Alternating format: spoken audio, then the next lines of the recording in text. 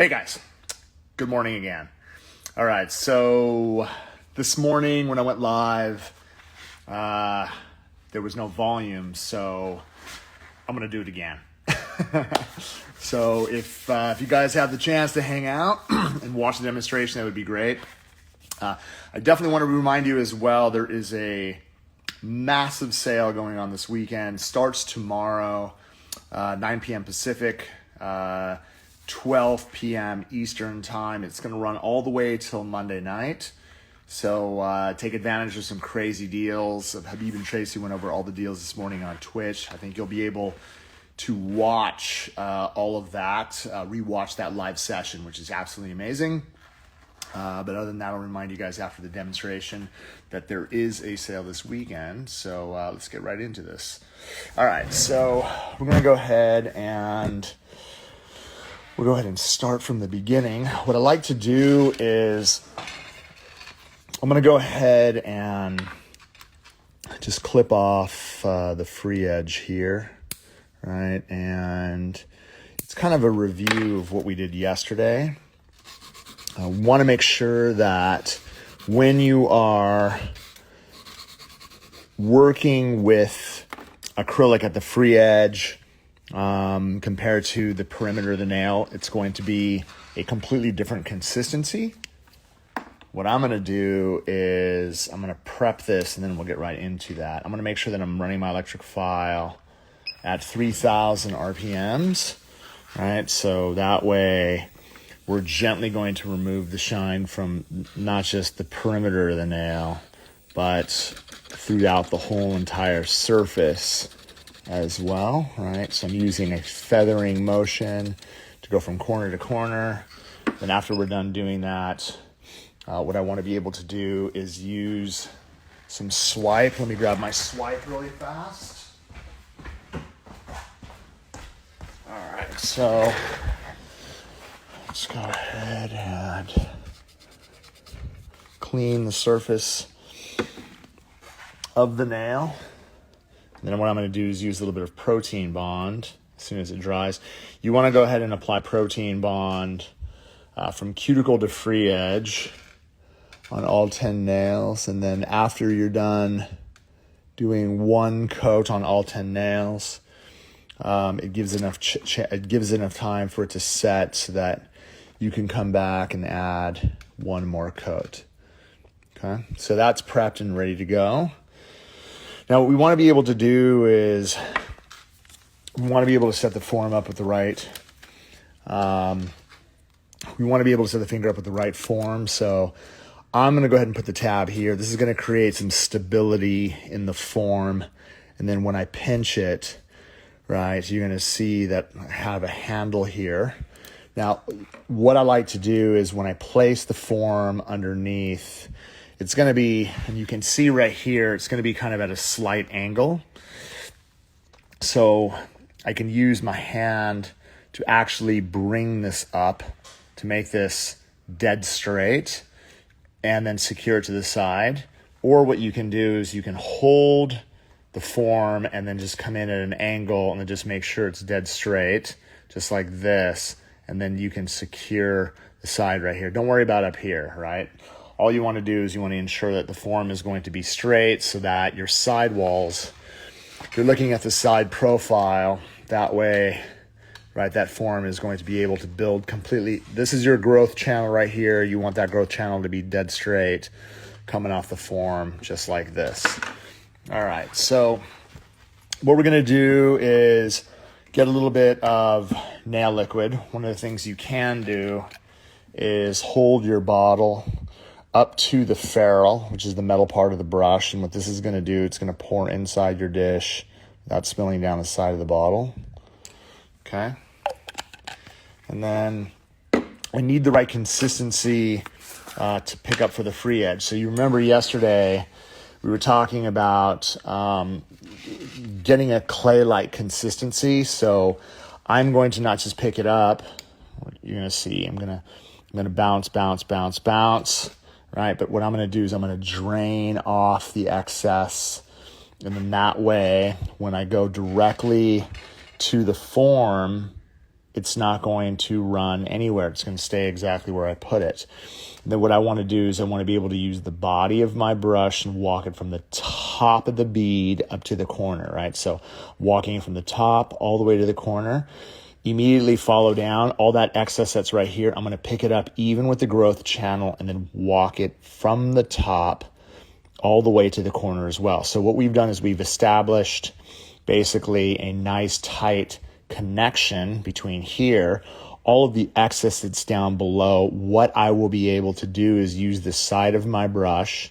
And then this is how we can kind of maneuver this into place. So this morning what I did was I said, okay, let's just go with a nice oval shape. Look, you could, if you decide that you wanted to go coffin, you can go coffin, or you can decide to use the side of the brush and just kind of manipulate this into a really, really great almond shaped nail. Okay, so you'll notice that I'm just going to kind of round the edges, poke this into place so that everything is perfect. And then once we've established a nice free edge, you're going to notice from the side profile how straight my side walls are from the corner all the way out to the very, very tip, right? And not only that, but everything is going to be really, really flat. You can see how flat that is to the natural nail, right? So it doesn't matter whether you're working with a nail that looks like this or even something that was completely different shape. You want to be able to establish a free edge so that when you're sculpting over the surface, you have a platform to build over, okay? Now, the consistency that you need for the cuticle area, if I submerge my brush, then what I'm going to be able to do is with a lot of liquid, I'm going to be able to bounce multiple times. As soon as I pick this up, watch this. 1, 2, 3, 4, and then around 5, I'll go ahead and set that down, then use the tip of my brush to kind of poke around the cuticle area. Then as everything runs down, I'm going to feather from the corner, from the front of the bead to the other side, making sure that I don't, right? You can see as everything slides, if it does tend to slide, I could bring it up, but what I want to be able to do is kind of bring that forward, keeping most of the majority of the thickness up in the upper arch. But you can see how it rounds down through here, rounds down through the corner, and then as I start to feather it down below, it kind of fills the space. And then what you can do is look from the side profile, a majority of the upper arch shapes out by itself. So what I'm doing is, as I'm feathering it down, as it's starting to dry, not only am I bringing some of that excess down towards the tip, but it creates that really nice round tapered shape all the way around this way, down through the back, and then all the way down onto the left side. And that's what we're trying to accomplish when we are basically sculpting the cuticle area as well as the upper arch. You can see how everything kind of tapers down through here and into the tip. Now, I'm missing all that product on the front end. So what I want to be able to do is get a little bit more product, and then you have the ability here to drain out excess. And then what I like to do is set my brush backwards, right? Boom, and then just kind of blend it up.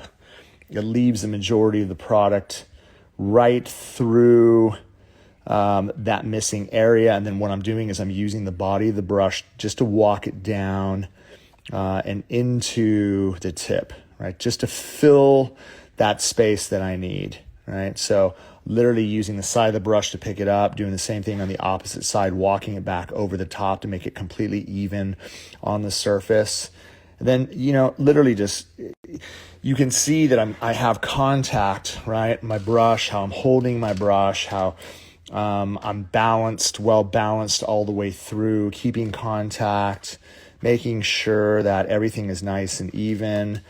That way I don't have a massive amount of product. You can even see from the side profile, right, as I come through, like the shape is good, right? You can see how it tapers down towards the cuticle area. I have a high point, then everything tapers down towards the side, and everything kind of moves down towards the free edge in a nice even shape. I'm not going to need to spend a lot of time filing this into shape.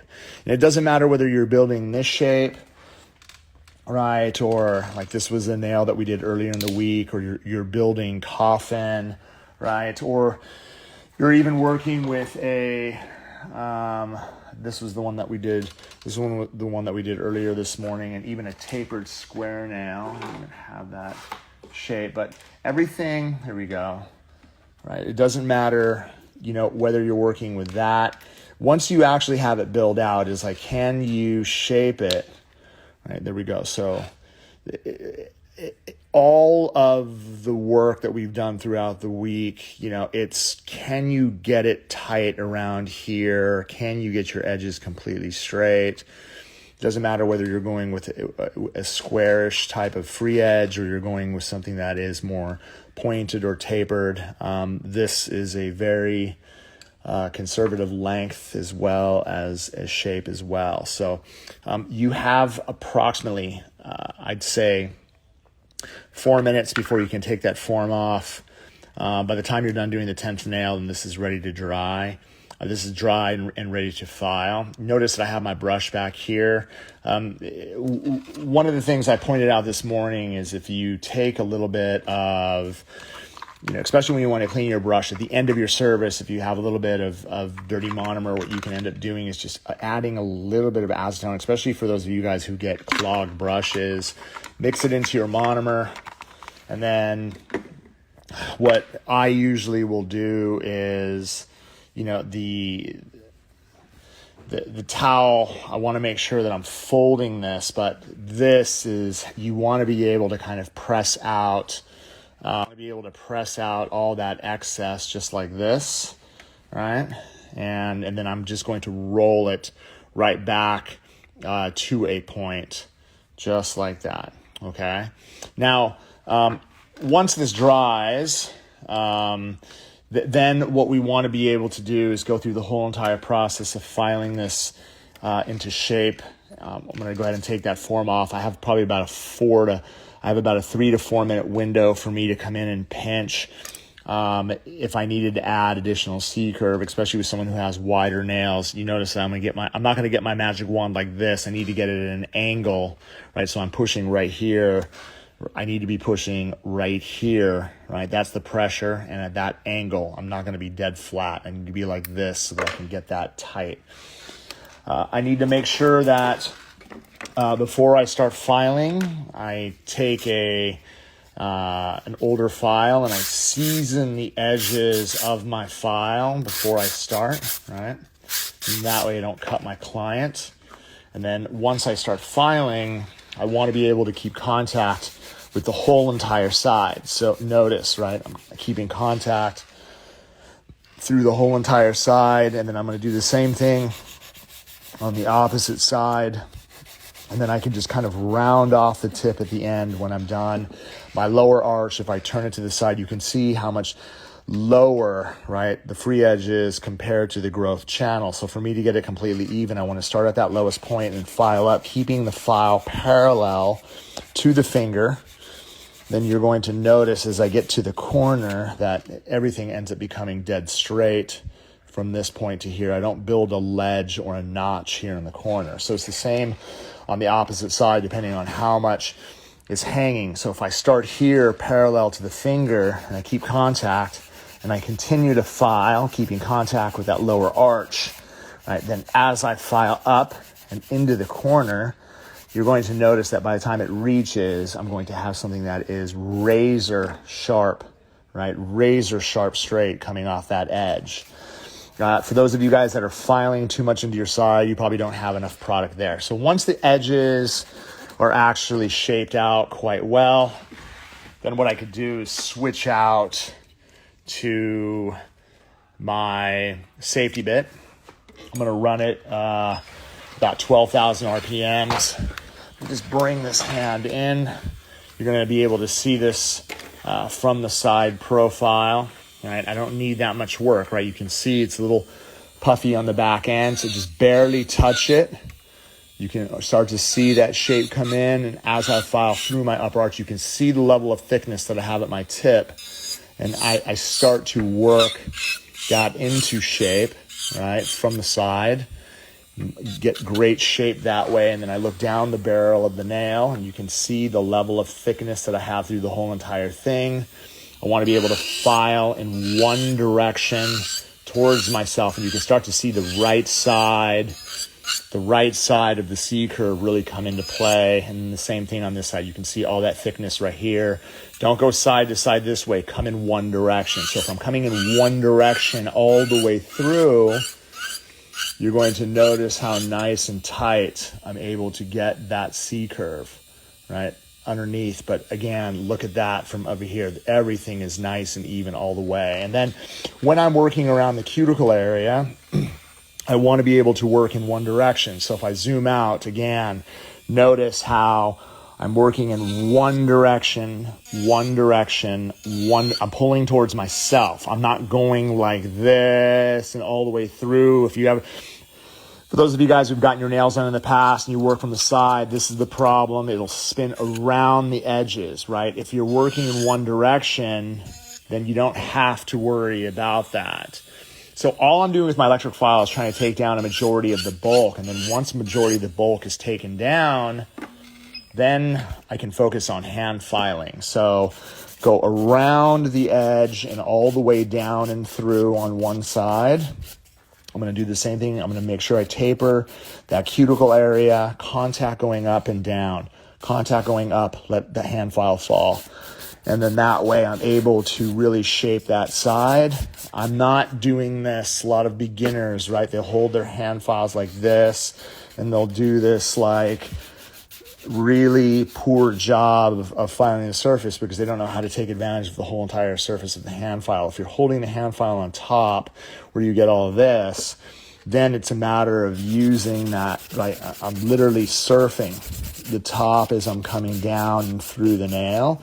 Then last but not least, what I want to be able to do is I want to be able to make sure that I get it nice and even from client profile. So if I'm looking at a client profile here, I want to be able to adjust this to make it even. And then I want to look down the barrel of the nail. And then I want to be able to literally rest the file on top. If I make a peace sign and rest it in between my knuckle, then I can literally rest it on the surface and just file from side to side until everything is absolutely perfect, right? All the way around. It's the same process I use for everything I do. It doesn't matter if it's square shape or a really, really pointed or oval shape, but you're going to notice once everything is filed and shaped, how well everything is balanced, how straight everything is. It's going to be the perfect canvas for you to be able to lay down some really, really tight designs on the surface. All right, cool. So I owe that to you guys because the sound went out this morning. I'm going to go ahead and post this so that you guys can rewatch it. Remember, there's a friggin' killer sale going on starting tomorrow at 9 p.m. Pacific, 12 p.m. Eastern. It's going to run all the way till Monday at midnight. There's going to be some smoking deals. Take advantage of us. Definitely. If you guys have any questions, hit me up. I'm always here to help. I will be back on Monday. So I hope you guys have a wonderful weekend. Thank you guys for tuning in again. I really appreciate you. I love you much. I'll see you soon. Peace.